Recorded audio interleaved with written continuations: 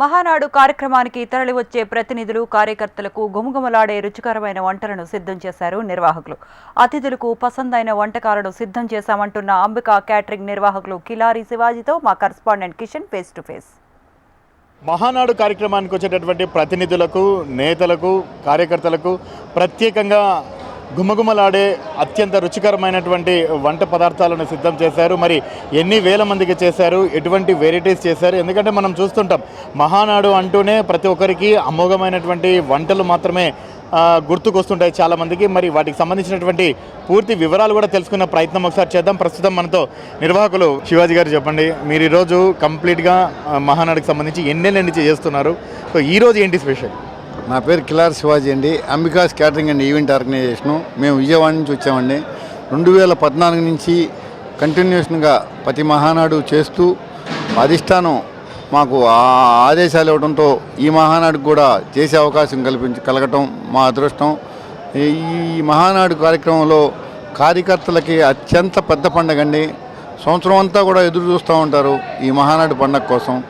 ఈ పండగల్లో మేము ఒక 20 రకాల వెజ్, నాన్ వెజిటేరియన్ షడ్ రుచులతో మేము స్వీటు, చక్కెర పొంగలి కాడి నుంచి అల్లూరే మైసూరుపాకు, తాపేసరం కాజాలు, డ్రై ఫ్రూట్ హల్వాలు ఇవన్నీ పెట్టి ఈ స్వీట్లు ఈ సంవత్సరం రాయలసీమ వాసులకి నాన్ వెజిటేరియన్ కూడా ఏర్పాటు చేయమన్నారు కాబట్టి రాయలసీమ వాసులకి దోసకాయ మటను, గోంగూర చికెను, ఉలవచారు ఎగ్గు, ఈ ఆంధ్ర స్టైల్ చికెన్ కర్రీలు ఇవి కూడా మేళవించి వెజ్, నాన్ వెజ్ రెండు కూడా కలిపి ఒక 20 రకాల వంటకాలతో మేము భోజనం ఏర్పాట్లు చేసాం. సో మొత్తం ఎంతమంది సిబ్బంది ఇక్కడ పాల్గొంటారు? సో ఎన్ని రోజుల నుంచి మీరు ఇక్కడికి వచ్చారు? ఏ కూరగాయలు వాడుతున్నారు? మేము 15 నుంచి 20 రోజుల నుంచి ఇక్కడ మేము కార్యక్రమంలో పాల్గొన్నామండి.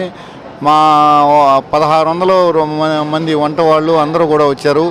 మేము ఒక 15 లారీల్లో ఆ సామాను మేము మా వర్కర్ని అందరినీ కూడా తీసుకుని వచ్చి ఈ పని ఏకాగ్రత చేసి ఇంత కాన్సంట్రేషన్ చేయటం వల్ల ఎంత విజయవంతంగా చేయగలుగుతున్నామండి. మేము ఎన్ని వేల మందికి రోజు ఒక అందాజుగా చేస్తున్నారు?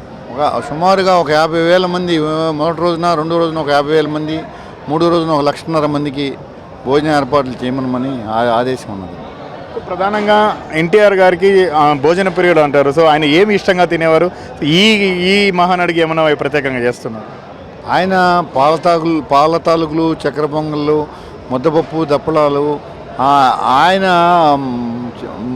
మార్నింగ్ ఎక్సర్సైజ్లు, చికెన్ కర్రీలు అన్నీ కూడా తిండి ప్రియుడు. ఆయన తింటూ ఇతరులకు పెడుతూ చూస్తారని చెప్పి మాకు అందరూ చెప్పేవారు. ఆయన పుట్టిన వేళా విశేషం గొప్ప మహత్యం అండి. ఆయన యొక్క స్థాపించిన ఈ పార్టీ ఇంత దిగ్జయంగా నడవడం ఆయన యొక్క అస్తవాసి గొప్పదండి. ఆయన తలుచుకుని ముందుకెళ్తే కాని పని కూడా ఉండదు. మామూలుగా చివరిగా చెప్పండి, మామూలుగా ఉదయం బ్రేక్ఫాస్ట్ ఎలా ఇస్తారు, మధ్యాహ్నం లంచ్కి ఎలా, అలాగే డిన్నర్కి సో ఎటువంటి ఐటమ్స్ పెడతారు? దూర ప్రాంతాల నుంచి వచ్చిన వారికి డిన్నర్ కూడా రాత్రిపూట 10,000 మంది రాత్రిపూట డిన్నర్ కూడా ఏర్పాటు చేయడం జరిగిందండి. అందరికీ కూడా 4 ప్రాంతాల వారికి కూడా రుచులు మేళవించి మేము ముందుకెళ్తున్నామండి. మనం ఒకసారి చూస్తున్నాం, మెనూ కూడా చాలా భారీగానే ఉంది. దగ్గర 20 రకాల ఐటమ్స్ అయితే ఉన్నాయని చెప్తున్నారు. దానిలో ఇవి కేవలం కొన్ని మాత్రమే. ఎందుకంటే ప్రధానంగా రాయలసీమలో నిర్వహిస్తున్నటువంటి నేపథ్యంలో ఇటు దోసకాయ మటన్, అలాగే గోంగూర చికెన్ మాత్రం ఇది స్పెషల్గా ఉంటుంది. అలాగే ఇంకా అన్ని పచ్చళ్ళతో పాటు ఉలవచారు, పెరుగన్నం ఇవన్నీ కూడా ఇంకా కామన్గా ఉంటాయని చెప్తున్నారు. మొత్తానికి మాత్రము వచ్చేటటువంటి అతిథులకు రుచికరమైనటువంటి భోజనం పెట్టేందుకు పూర్తిగా నిర్వాహకులు అయితే సిద్ధమయ్యారు. కెమెరామెన్ గణేష్తో హరికిషన్, యశం టీవీ, కడప జిల్లా.